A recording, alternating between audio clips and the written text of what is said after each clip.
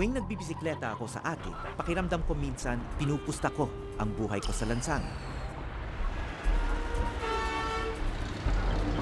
Wala kasing respeto ang mga motorista sa atin.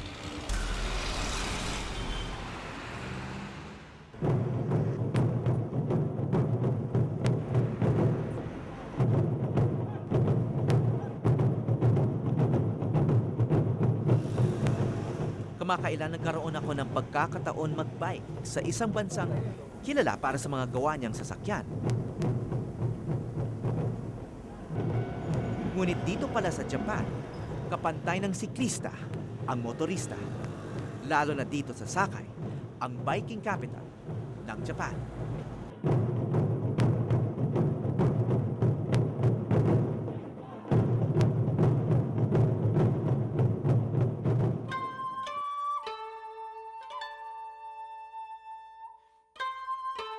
Bago nakilala ang Tokyo at Osaka, meron munang Sakai. Ito ang ikalawang pinakamalaking syudad sa Osaka Prefecture na may isa sa pinakamahalagang seaport sa Asia. At sa Sakai din nagmula ang tea ceremony.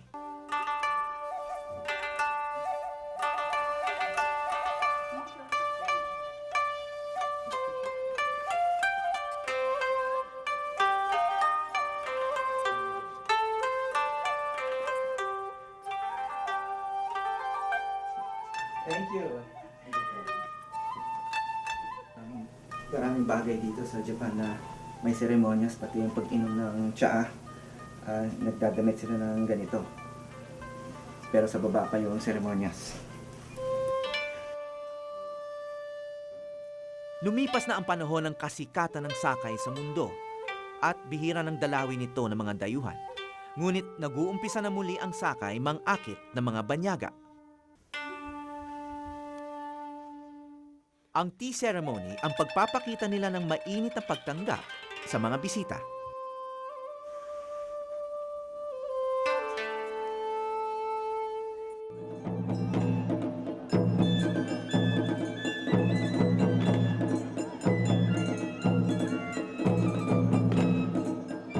Sa aming pagpunta rito, ipinagdiriwang ang Sakai ASEAN Week. Isang pagkilala sa mahalagang ugnayan at kalakalan ng Sakai sa mga bansa sa ASEAN, noon at ngayon.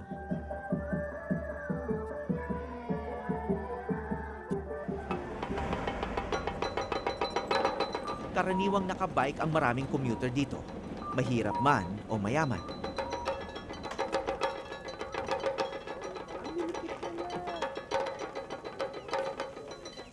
Dito maraming iba't ibang uring bisikleta eh. Tulad nito, pwedeng depedal, may motor din yan. Diba? Pag naka-on yung motor, nakapatong lang yung paa niya dito. 40% ng mga bisikleta sa buong bansa ay gawang Sakai. Kaya naman bisikletang made in Sakai rin ang ginamit ko sa paglalakbay rito. Dito sa Sakai, may isang napaka-espesyal na lugar ng mga bisikleta. Tara, puntahan natin.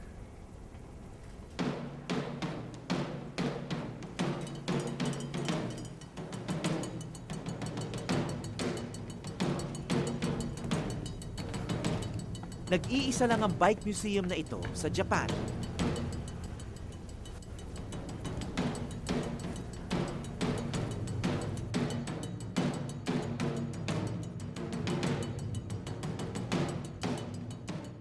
Replika to ng pinakaunang bisikleta na gawa sa mundo. Pero ito inimbento sa Germany.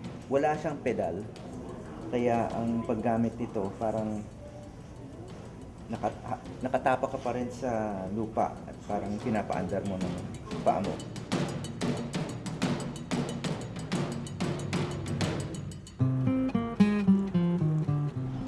Pero yung mga campaign posters, may mga pwesto talaga. Hindi pwede maglagay kung saan-saan.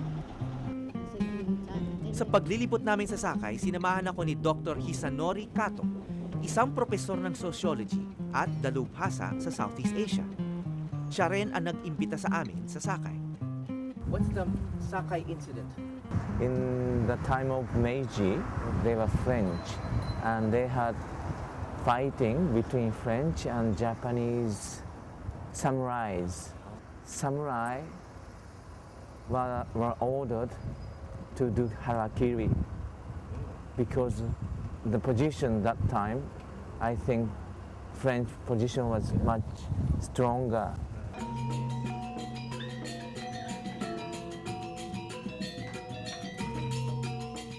Ngayon lang ako nakakita ng ganito kalaking parkingan ng mga bisikleta.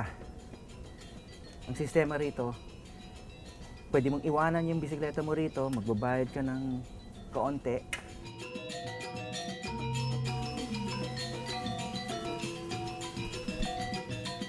Ito may mga sensors ito.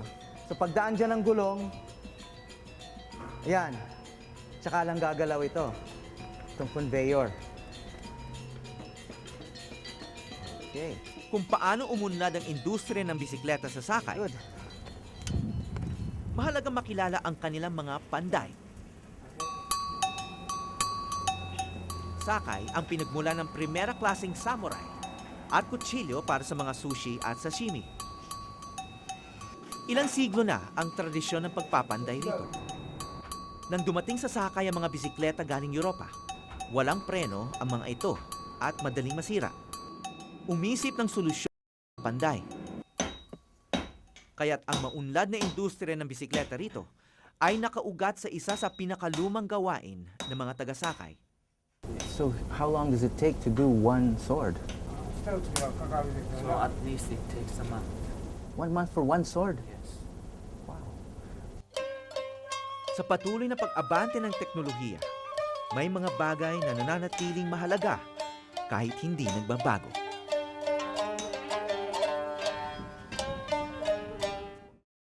Hindi gymnast ang mga batang ito at lalong hindi sila mga sirkyero. Mga karaniwang estudyante sila ng Kitayashimo Elementary School na isang pampublikong paaralan sa Sakay. Pero ngayong araw na ito, ibang leksyon ang ituturo sa kanila. 皆さん、おはようございます。私はアンナリサ・ダルペスです。フィリピンから来ました。よろしくお願いします。 Dito sa Japan, maliliit pa lang sila, nasasanay na sila sa broadcast. May sarili silang TV studio dito sa elementary school pa lang. Magandang hapon. Bisita nila ngayon ang mga Pilipinong estudyante na inimbitahan ng gobyerno ng Sakay para maging minkantashi o mga goodwill ambassador. Sugoi ne. Anamaiwanan desu ka? Mga estudyante sila sa isang universidad sa Pilipinas at Nihongo ang kanilang kurso. Bihira ang banyagang bisita sa eskwelahan. Minasan, koko wa Nihon desu ne. Philippine wa doko ni arimasu ka? Shiteru ito? Ue, chotto ue. Hai! シーバーの作り方を教えます。これからはシーパーを分けます。もらいましたか？まず1、2、3、4、5、6、7、8、10。はい、これから皆さんと一緒にやってみましょう。そうそう、肩と2回だけ。1、2、3、4、5、6。その外国の方に実際お会いすることはとっても国際理解につながると思います。地図を見たり本だけじゃなくて実際その国の方と会うことは子どもたちのこれから将来フューチャー向かって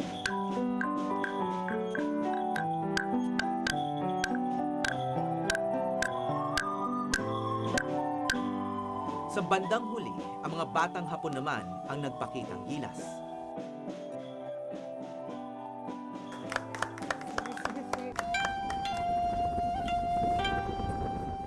Kasama sa programa ng mga estudyanteng Pinoy ay ang pagtira sa isang host family.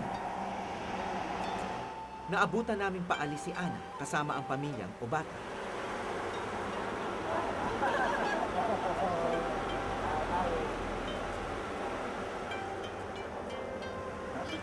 Rico, how old are you? Pagbibisikleta rin ang libangan ng pamilya. Sa trip na to, sila yung nagpasaya ng trip. Sila yung iba yung experience. Sila yung lahat na na-realize ko sa kanila na yung kahit napapagod ako araw-araw, na nakikita ko sila, tapos sabihin nila, okay lang yan, kaya mo yan.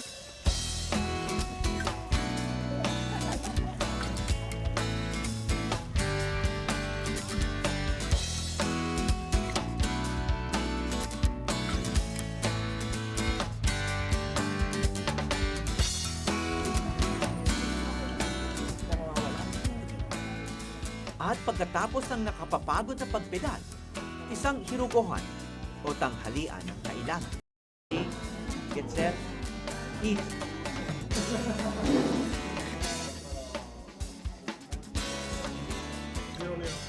Walang kutsara to talagang ganito hinihigop yung sopas nila.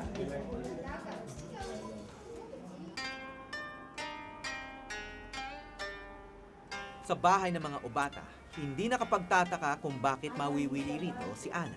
ようこそ楽しいおばたの家へこれからダンテさんがリコと一心のお姉ちゃんです Bakit siya kakaiba? Meron siyang ganito. For me. And then, may mga control para kung mainit yung tubig or malamig. Automatic din ang mga ilaw. Ito, rice cooker nila at yung bread maker. You make your own bread, huh? All the bread here in the morning? Morning. Yeah. You don't buy bread outside, you just make it here. Pizza.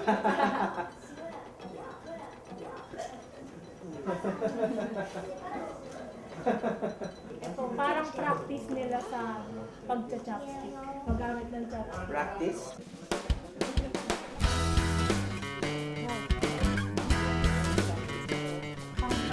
Oh, may panggaliri 一 pa. 心ずるいやった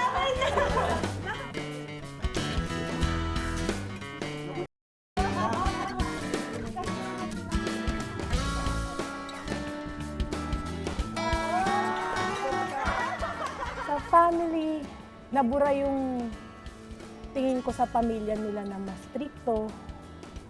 Parang yung robot yung tingin ko kasi sa kanila eh, dati. Ngayon, burado rin yun. So yung twist, malaking malaki. Malaki, marami akong natutunan masyado. Para sa maraming Pilipino, mga pagkakaiba ang agad natin nakikita sa ibang lahi. Sa karanasang ito ni Ana, napatunayan niyang walang pinagkaiba ang mga Pilipino at Hapon pagdating sa pagmamahal.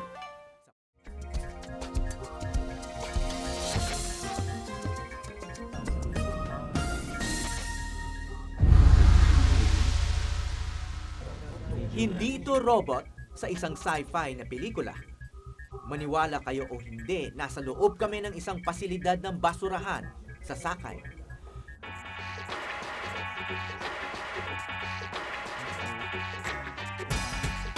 Oh, there it is. It's going to get garbage. Dito sa incineration plant sinusunog ang mga basurang kinokolekta mula sa mga residente ng Sakay. Walang langaw o masamang amoy dito. Yan na yung apoy. Pinapanood lang nila. Hindi libre ang pagtatapon ng basura sa Sakay, tulad sa ibang lugar sa Japan. Do they have to pay? Or if you have 10 kilo, you have to pay 110 yen, which is $1 a bit more. $1 per 10 kilos. Yeah. Sa Pilipinas, may Clean Air Act na nagbabawal sa mga incineration plant dahil sa polusyong maaaring idulot nito. Kaya karaniwan sa atin ang tambakan o open dump site. What does he think of the system of open dump sites that they have in other countries, let's say in the developing world where they don't have this kind of 我々は最初からこういう設備の中に入ったもんで。 Because ever since he started to work here, he has never ever thought about that way to deal with the garbage. So it's hard for him to imagine how they do it and why they do that. Because this is very normal, common for him already. Malaking hamon pa rin sa maraming bansa kung ano ang pinaka-epektibong solusyon sa basura. Dito sa Japan, kung saan limitado ang lupa para pagtapunan ng basura, maraming naniniwala na ito ang solusyon.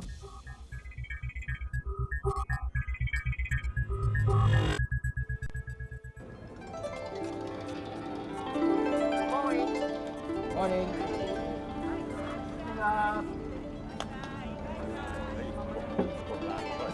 Nagkaroon din kami ng pagkakataong baybayin ang Uchikawa at Doigawa Rivers, mga makasaysayang ilog sa Sakay. Ang ilang parte ng mga ilog na ito ay kanal na gawa ng tao noong ika-13 siglo pa. Proteksyon daw ito laban sa mga gustong sumako sa Sakay.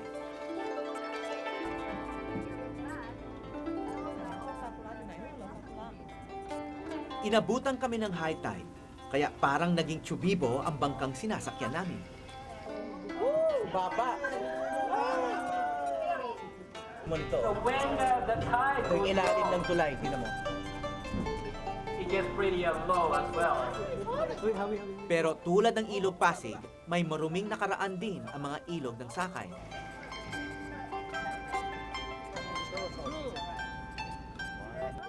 Mahigit 30 taon na ang nakararaan. Ganito ang kalagayan ng dalawang ilog na ito. Ngunit nagising din sa katotohanan ng mga taga-Sakay. Regularly, we come here and clean up, just taking up the waste and Yeah. the garbage with some people on a voluntary basis, of course. But friends. yeah, but the picture you showed 30 years ago was very dirty. Yeah, So we had a kind of construction to clean up for the cleanup project. yeah. But you had to tell people, create a system that throw their garbage in the river, right? To cooperate to our Yeah. project. Bago tuluyang mawala ng buhay ang ilog, nagkaisa ang mga taga rito sa pagsagip sa ilog Doigawa at Uchikawa. Ngayon, maunlad na ang turismo sa ilog at nakadadagdag din ito sa progreso ng Sakay.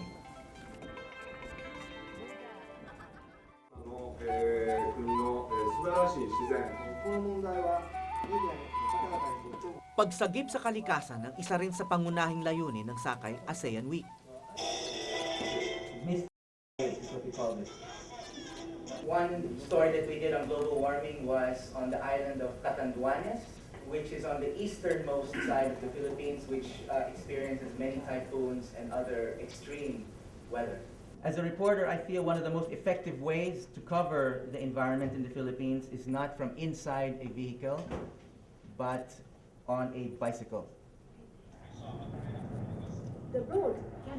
Sa bandang huli, wala pa rin kaming maimungkahing mabilisang solusyon sa mga malalaking problema.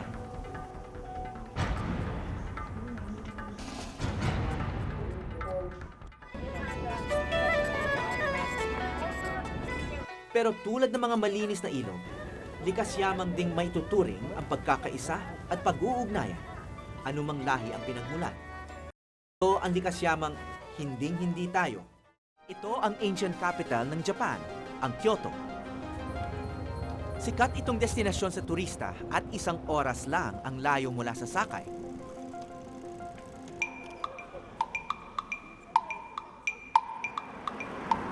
Dito sa distrito ng Arashiyama sa pwede rin mag-rent ng bisikleta, pero mas kaunti ang pasilidad.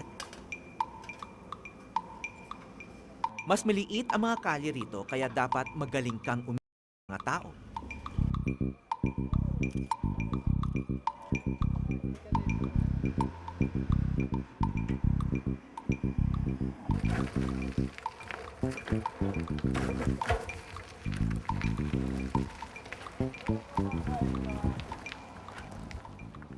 Tingnan mo to, oh. May pari raw dito, ang pangalan, Kukay.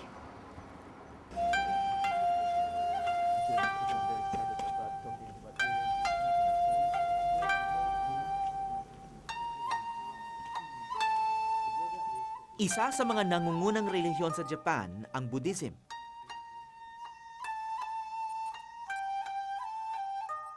Is there something about biking that is consistent with Buddhist belief? I like riding bicycle, because you just do something, you are riding it, right? So you concentrate on it.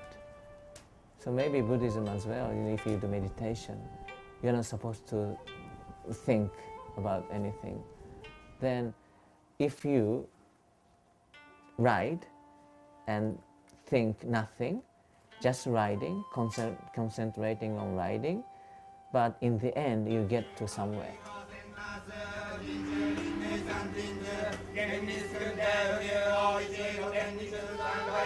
Marahil ang pinakamahalagang turo ng Budismo ay ang pagtalikod sa makamundo at materyal na pangangailangan.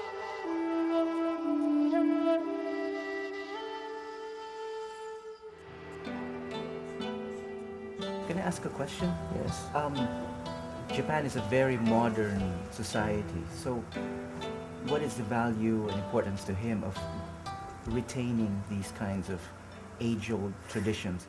言ってみれば人がこう病気になったり薬を欲しがっているようなそういう人に対して The Buddhist temple or a great master like him functions as a sort of social remedy.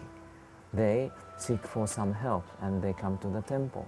The very purpose of Buddhism is to find out the purpose of life or the meaning of life.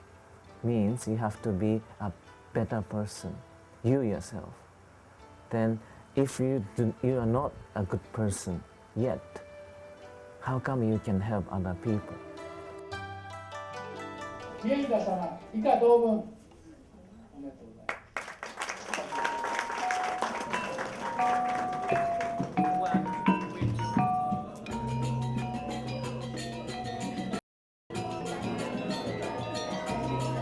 Sa huling araw namin sa Sakay, muli kami nagkasama-sama upang ipagdiwang ang nabuong pagkakaibigan.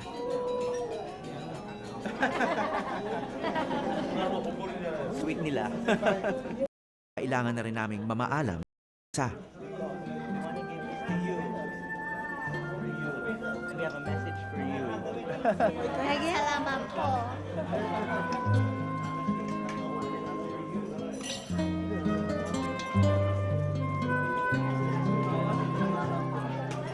You're really an extraordinary individual, regardless of nationality. I really admire you as well, not only as a journalist but also as a person. Thank you So so much. really, all I can do is ride a bicycle a little bit. at si Ana, ang pinakaapektado sa lahat.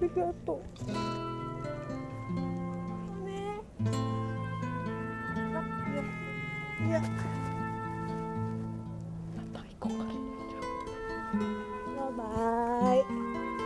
忘れないでね。忘れないでよ。ね。またなんとかできますから。 Malawak na karagatan ang nasa pagitan ng Japan at Pilipinas. Ngunit masasabi rin nating dagat din ang nag-uugnay sa dalawang bansa, sa dalawang lahi.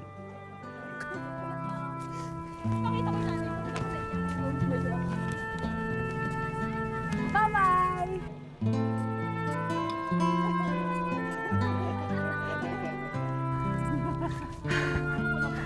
Wala na kanina.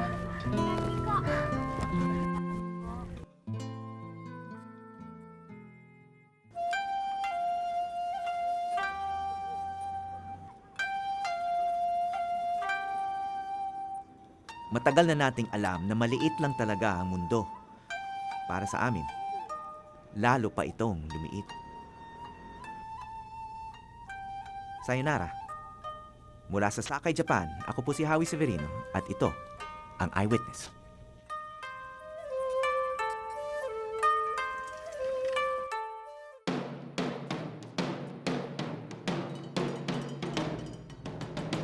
May elevator sila saan pwedeng isakay ang mga bisikleta.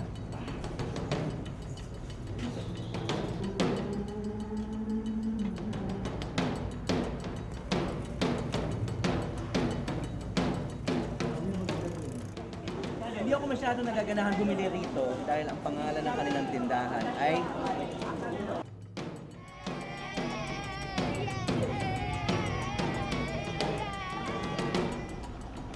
campaign posters, may mga pwesto talaga. Hindi pwede maglagay kung saan-saan.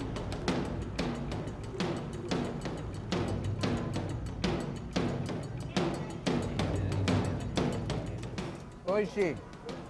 Hindi yung chichirya. Ibig sabihin nun, sa hapon, masarap.